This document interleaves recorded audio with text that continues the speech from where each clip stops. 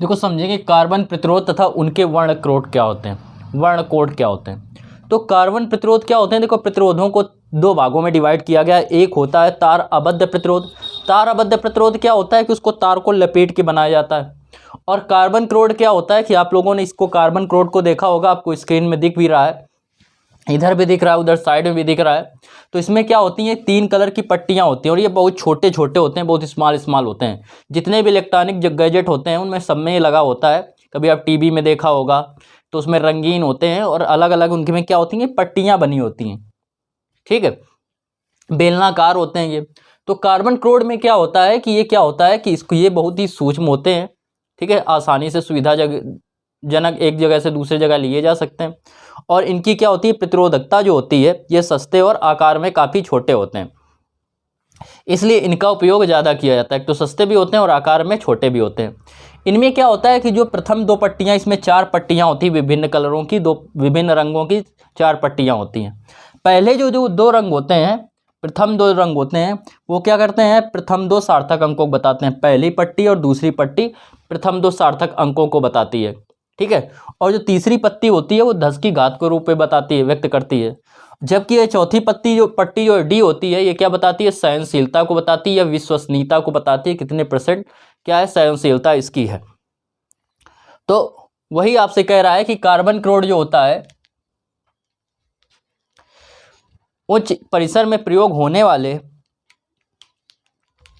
क्या होता है, कार्बन कोड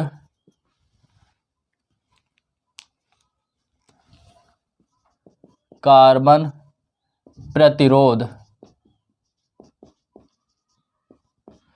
बेलनाकार होते हैं। ये क्या होते हैं, अधिक सस्ते, ये अधिक सस्ते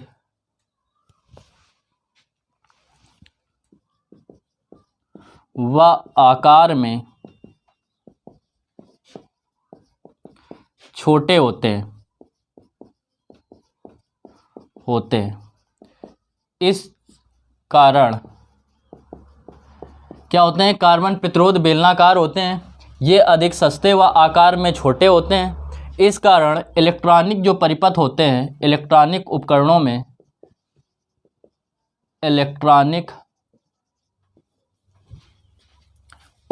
में इनका प्रयोग किया जाता है। उपकरणों में इनका प्रयोग किया जाता है।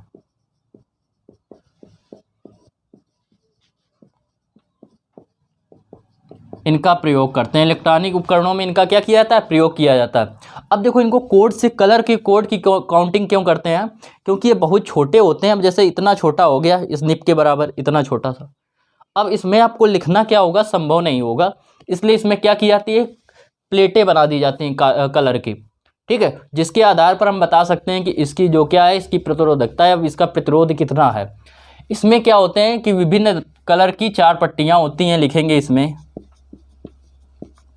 विभिन्न कलर की, विभिन्न रंगों की 4 पट्टियां होती हैं।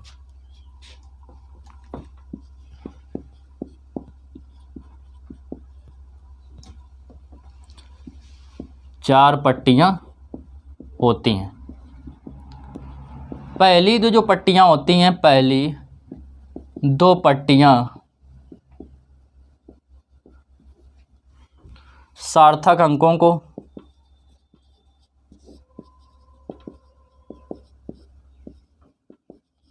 तथा जो ये तीसरी पट्टी सी होती है, तीसरी पट्टी सी घात रूप को, घात रूप मतलब 10 की घात को, तथा अंतिम पट्टी डी, अंतिम पट्टी डी क्या बताती है, सहनशीलता अथवा विश्वसनीयता को बताती है, अथवा विश्वसनीयता, बात एक ही है दोनों को बताती है। ठीक है, ये हो गया कार्बन क्रोट के बारे में। साइड में आपको दिख रहा है स्क्रीन में इसके बारे में, तो उसमें आपको अलग अलग कलर दिख रहा है, संकेत दिख रहा है, अंक दिख रहा है, और क्या दिख रहा है, गुणांक दिख रहा है। इंग्लिश में है तो कलर की जगह आपको पता है रंग, सिंबल, संकेत हो गया, अंक डिजिट मतलब अंक हो गए, गुणांक गुणक, ठीक है, रंग हो गया, और सहनशीलता, जहाँ टोलेरेंस लिखा है उसका मतलब है सहनशीलता परसेंट में। अब देखो बात करें इससे रिलेटेड एक न्यूमेरिकल की, तो देखो इससे रिलेटेड एक न्यूमेरिकल जिससे और आपको अच्छे से क्लियर हो जाए। आपसे कह रहा है कार्बन प्रतिरोध पर बैंड के रंग क्रमशः लाल, काला, नारंगी तथा रजत है। लाल है, काला है, नारंगी है तथा रजत है। इस प्रकार लिख लेंगे, लाल, काला, नारंगी और रजत, ये चार कलर दे रहे हैं। तो प्रथम दो क्या बताएंगे, डिजिट को। तो साइड में आप देखेंगे कि क्या होगा, लाल के लिए कितना होता है, अंक 2, काले के लिए कितना होता है, 0, नारंगी के लिए घात देखेंगे तो कितनी दे रहा है, क्योंकि सी वाला क्या बताता है 10 की घात को, तो 10 की घात कितना दे रहा है, 10 की घात 3। और रजत जो बताता है वो सहनशीलता को बताता है, और सहनशीलता रजत की कितने परसेंट है, 10%। तो इसकी जो प्रतिरोधकता निकलेगी, इसके जो संगत प्रतिरोध निकालेंगे, तो कार्बन प्रतिरोध का प्रतिरोध, कार्बन प्रतिरोधक का जो प्रतिरोध होगा, कार्बन प्रतिरोधक का प्रतिरोध जो होगा वो कितना होगा, 20, 20 गुणा 10 की घात 3 प्लस माइनस 10%, ये होगा। अब इसके जब न्यूमेरिकल कराएंगे तो आपको और अच्छे से कंप्लीट हो जाएंगे। साइड में जो स्क्रीन में लिखा हुआ है, जो रंग, संकेत, ये सब ये भी आपको नोट करने हैं, और इसको भी नोट करना है। क्लियर, नोट कर लीजिए।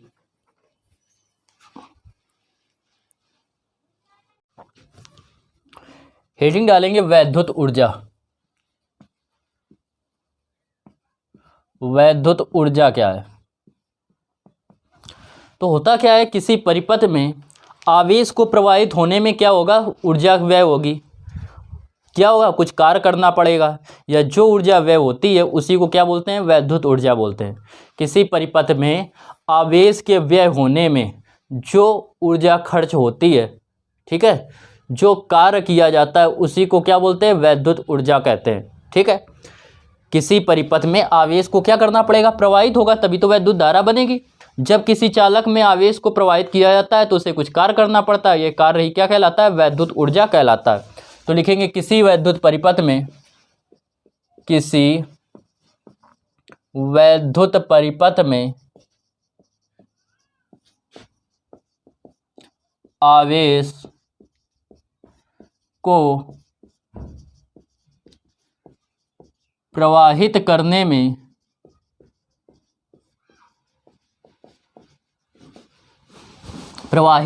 में जो कार्य किया जाता है, प्रवाहित करने में जो कार्य किया जाता है क्या कहलाता है, वह कार्य ही वैद्युत ऊर्जा कहलाता है।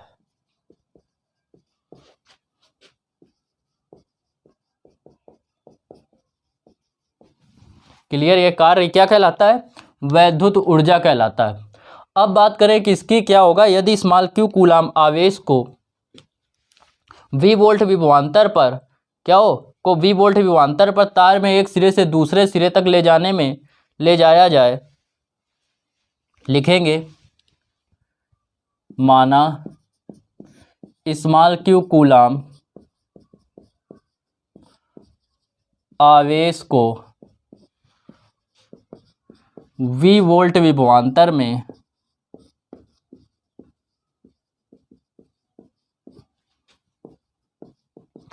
तार के सिरों के बीच विभवांतर कितना है, v वोल्ट में, तार के एक सिरे से दूसरे सिरे तक ले जाया जाए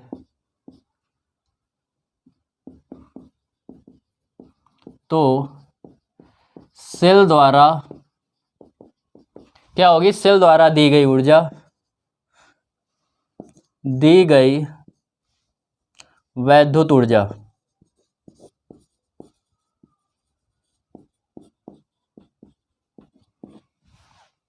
वैद्युत ऊर्जा जो होगी वो W बराबर होता है V इंटू क्यू, इतने जूल। ये क्या हो गई, वैद्युत ऊर्जा। अब देखो आप सभी ने पढ़ा है क्या कि V बराबर होता है Q बराबर होता है I इंटू टी। तो लिखेंगे परंतु V बराबर I इंटू टी, अतः जब V बराबर I इंटू टी होता है तो यहाँ Q बराबर होता है I इंटू टी, तो यहाँ Q की जगह पे क्या रखेंगे, I इंटू टी हो जाएगा VIT जूल। एक ये बन गया फार्मूला। फिर यहाँ पे लिखेंगे चूंकि V बराबर होता है IR के, V बराबर IR, अतः W बराबर यहाँ पे रखेंगे IR और ये पहले से था IT, तो I और I क्या हो जाएगा, I स्क्वायर, तो W बराबर हो जाएगा I स्क्वायर RT, इतने जूल। अब देखिए फिर लिखेंगे चूंकि I बराबर आपने पढ़ा है V अपॉन R के, पीछे पढ़ चुके हो, अतः W बराबर यहाँ पे I की जगह पे क्या लिखेंगे, V upon R, V upon R, square लगाए स्क्वायर लगा देंगे, और ये है R इंटू टी, तो इससे एक R कैंसिल हो जाएगा, तो W बराबर आ जाएगा V square upon R into T के, इतने जूल। तो ये क्या हो गए, इससे रिलेटेड फार्मूले हो गए। अब देखो बात करें कि एक कैलोरी ऊष्मा जो होती है वो 4.2 जूल के होती है। लिखेंगे यहाँ पे एक कैलोरी ऊष्मा, एक कैलोरी ऊष्मा बराबर 4.2 जूल के।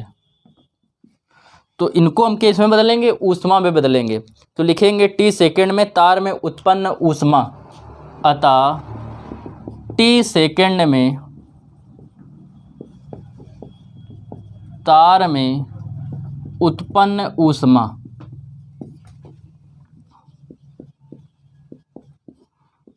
H बराबर, बस क्या करेंगे, जितने समीकरण बन रहे हैं उसमें सब में 4.2 से डिवाइड कर देंगे, क्योंकि जूल को आप कैलोरी में बदलेंगे तो ये इधर मल्टीप्लाई में, तो इधर काय में आ जाएगा, डिवाइड में।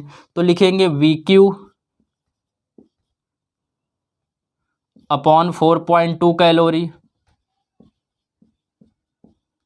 या सबके लास्ट में मात्रक लिख देते हैं, बराबर VIT था तो VIT upon 2 4.2, VIT upon 4.2 equal I square RT upon 4.2, I square RT upon 4.2, V square R V square T upon 4.2 R, इतने कैलोरी। बस फार्मूले सबके दोनों के सेम है, ऊष्मा और ऊर्जा के, बस क्या चेंज हुआ है, 4.2 से भाग दे दिया है तो मात्रक चेंज हो गए हैं। ऊर्जा किस में, जूल किस में कन्वर्ट हो गई है, कैलोरी में। ऊष्मा को किस में लिखते हैं, कैलोरी में। नोट कर लीजिए।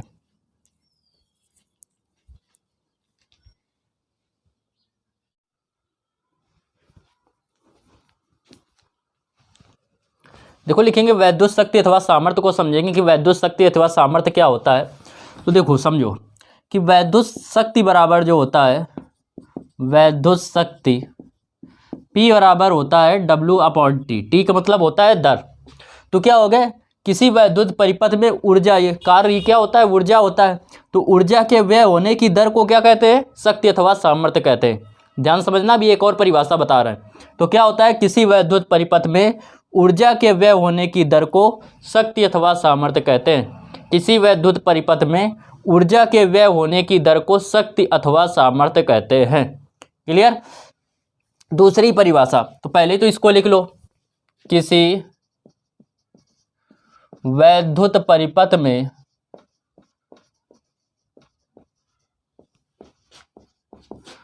ऊर्जा के व्यय होने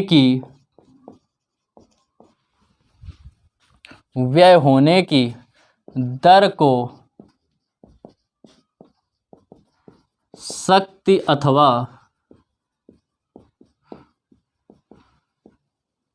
सामर्थ्य कहते हैं। व्यय होने की दर को शक्ति अथवा सामर्थ्य कहते हैं। अब इसको देखो, इससे एक और परिभाषा बना सकते हैं। यदि हम क्या करें, यदि टाइम टी को ले लें 1 सेकेंड, टी बराबर ले लें 1 सेकेंड, एक जहाँ जहाँ मिल जाता है आपको बता रहे हैं शुरुआत से परिभाषा बनाना कि एक का मतलब होता है एकांक समय। तो पी बराबर किसके हो जाएगा, डब्ल्यू के। तो किसी वैद्युत परिपथ में एकांक समय में व्यय होने वाली ऊर्जा ही क्या कहलाती है, शक्ति अथवा सामर्थ्य कहलाती है।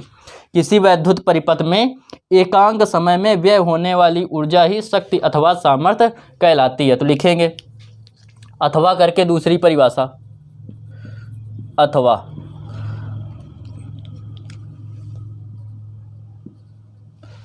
अथवा में लिखेंगे किसी वैद्युत परिपथ में, किसी वैद्युत परिपथ में एकांक समय में व्यय होने वाली ऊर्जा, व्यय होने वाली ऊर्जा ही क्या कहलाती है, व्यय होने वाली ऊर्जा शक्ति अथवा सामर्थ्य कहलाती है।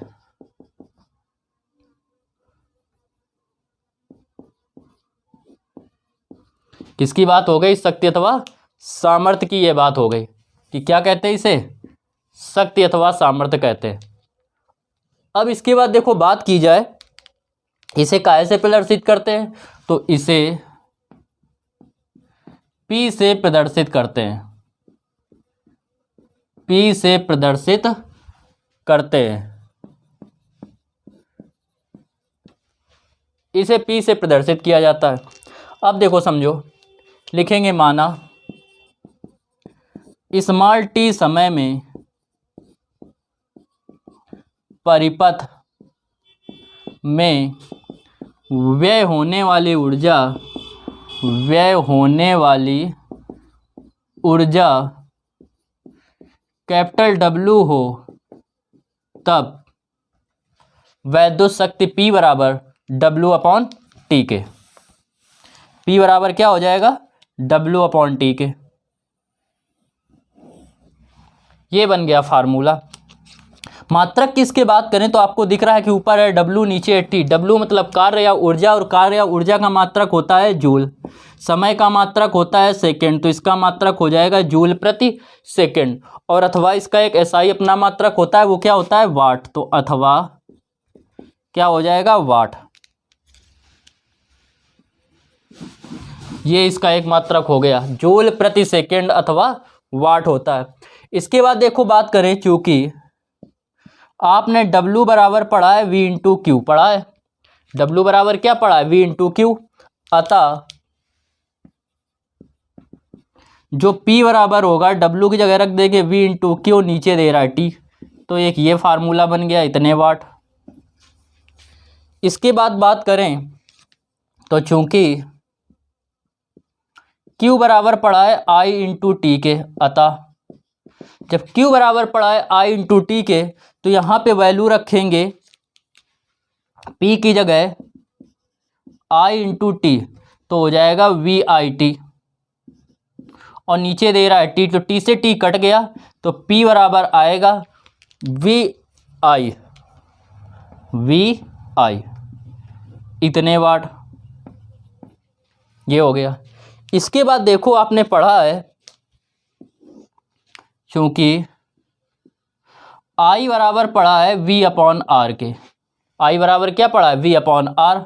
अतः यहां से P बराबर निकालेंगे तो V रहेगा, I की जगह कितना रख देंगे, I की जगह पे कितना रख देंगे, V/R, तो ये हो जाएगा V/R। तो V और V हो गया V², तो P बराबर आएगा V²/R, इतने वाट। एक ये मात्रक हो गया शक्ति अथवा सामर्थ्य का फार्मूला हो गया। अथवा चूंकि V बराबर पड़ा है I इंटू आर, V बराबर क्या पड़ा है, I इंटू आर। अतः P बराबर V की जगह पे रखेंगे आई आर, V का स्क्वायर है तो इसका स्क्वायर हो जाएगा, तो हो जाएगा आई स्क्वायर इंटू आर स्क्वायर, नीचे हो जाएगा R। तो आर स्क्वायर से एक R कैंसिल हो जाएगा, तो P बराबर आएगा आई स्क्वायर R। ये 2 R थे, ऊपर स्क्वायर था, इससे कैंसिल हो गया तो एक R बचा, ये आई स्क्वायर था, इतने वाट। तो ये हो गया क्या, शक्ति अथवा सामर्थ्य। अब देखो इसके कुछ मात्रक की बात करें तो देखो वाट जो होता है वो सामर्थ्य का काफी छोटा मात्रक होता है। वाट सामर्थ्य का छोटा मात्रक है, इसके अन्य बड़े मात्रक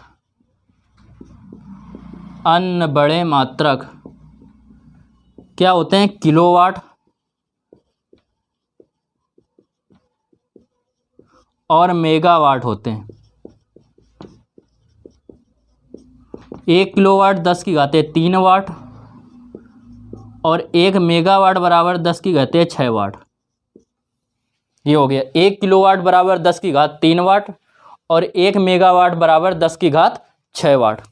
इसके बाद बात करें जो यांत्रिकी होती है, यांत्रिकी में जो शक्ति का मात्रक है वो क्या है, अश्व शक्ति होता है। लिखेंगे यांत्रिकी में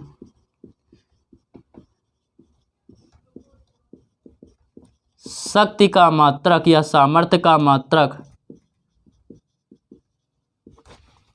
अश्व शक्ति होता है।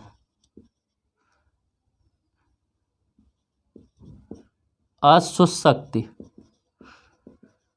ब्रैकेट में लिखेंगे HP, हॉर्स पावर होता है। क्लियर। और एक अश्व शक्ति की बात करें, जैसे आपने देखा होगा जो मोटर आती है उनमें क्या होता है, 1 HP की है, 2 HP की है, इस प्रकार से होता है। तो एक हॉर्स पावर मतलब एक अश्व शक्ति बराबर होता है, काफ़ी इंपॉर्टेंट है, पूछा भी जाता है, एक अश्व शक्ति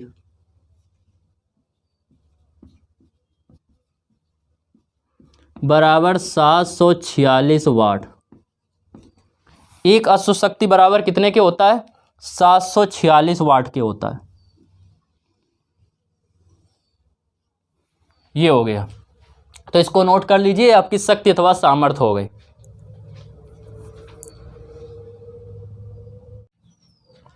आपकी नेक्स्ट हेडिंग है 1 किलोवाट घंटा अथवा 1 यूनिट। तो 1 किलोवाट घंटा अथवा 1 यूनिट क्या होता है, इसको समझेंगे आप लोग। देखो ध्यान दीजिए, क्या होता है कि यदि आपके परिपथ में जो आपके घर में उपकरण लगे हों सबको मिला के आपके घर में 1 किलोवाट की शक्ति हो, तो 1 घंटे में जितनी ऊर्जा व्यय होगी वह क्या कहलाती है, 1 किलोवाट घंटा अथवा 1 यूनिट कहलाती है। बात समझ में आई। यदि सामर्थ्य अथवा शक्ति या 1 किलोवाट घंटा अथवा यूनिट वह 1 घंटे में व्यय होने वाली वह ऊर्जा है, जबकि परिपथ में सामर्थ्य अथवा शक्ति कितनी हो, 1 वाट की हो। 1 किलोवाट घंटा अथवा 1 यूनिट 1 घंटे में व्यय होने वाली ऊर्जा है, जबकि परिपथ का सामर्थ्य 1 किलोवाट हो। आया समझ में, अभी कम आया, फिर से समझो एक बार।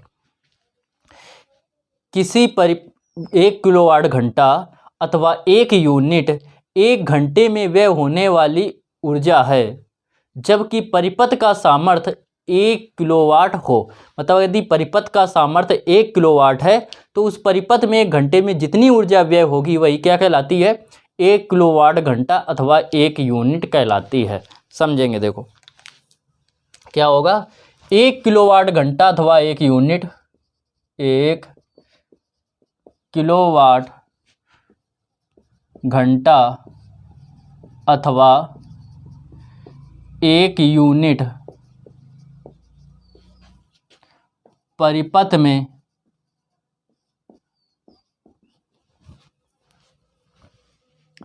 1 घंटे में व्यय होने वाली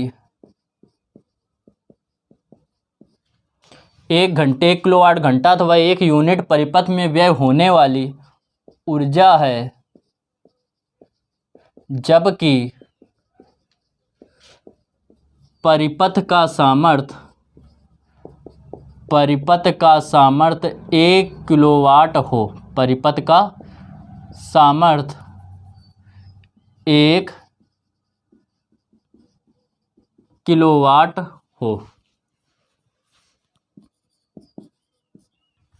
ये हो गई किसकी, 1 किलोवाट घंटा अथवा 1 यूनिट की परिभाषा। अब देखो 1 किलोवाट घंटा को जूल में बदलते हैं, तो 1 किलोवाट घंटा, 1 किलोवाट घंटा बराबर कितना हो जाएगा, 1 किलोवाट इंटू 1 घंटा, 1 किलोवाट इंटू 1 घंटा इंटू 1 घंटा। 1 किलोवाट बराबर होता है 1000 वाट के या 10 की घात 3 वाट के, तो इसको लिख सकते हैं 10 की घात 3 वाट, अभी पीछे आपको बताया। और 1 घंटा बराबर होता है 3600 सेकेंड के, 3600 सेकेंड के। तो ये हो जाएगा 36 गुणा 1 2 3, यहाँ पे अगर दशमलव ले आए, यहाँ पे दशमलव माना जाएगा कहीं नहीं, तो 1 2 3, 3 डिजिट इधर आए, तो जब इस तरफ चलते हैं अपनी और लेफ्ट साइड जब चलते हैं तो घातें होती है प्लस में, तो इतना हो गया। और ये 10 की घात 3 पहले से थी, और इंटू में वाट इंटू सेकेंड, वाट इंटू सेकेंड, और वाट इंटू सेकेंड बराबर होता है जूल के, तो 3.6 इंटू 10 की पावर 3 और 3 कितना हो जाएगा 6, इतने वाट सेकेंड मतलब इतने जूल के हो जाएगा। 1 किलोवाट घंटा बराबर हो जाएगा कितने के, 1 किलोवाट घंटा, 1 किलोवाट घंटा बराबर कितने के, 3.6 इंटू 10 की पावर 6 जूल के। 1 किलोवाट घंटा बराबर कितने के हो जाएगा, 3.6 इंटू 10 की पावर 6 जूल। ये आपको याद रखना है कि 1 किलोवाट घंटा बराबर कितने के होता है। अब देखो यूनिटों की अगर आपको संख्या निकालने की बात कह दे कि यूनिटों की संख्या निकालना है तो कैसे निकालेंगे, तो फार्मूला लगाएंगे यूनिटों की संख्या बराबर, यूनिटों की संख्या या किलोवाट घंटा की संख्या बराबर होता है वाट इंटू घंटा इंटू सेकेंड, वोल्ट वाट इंटू घंटे अपॉन 1000, और वाट बराबर होता है क्या, वोल्ट इंटू एम्पियर, तो लिखेंगे volt into ampere into second upon 1000। ये हो गया फार्मूला किसका, यूनिटों की संख्या निकालने का।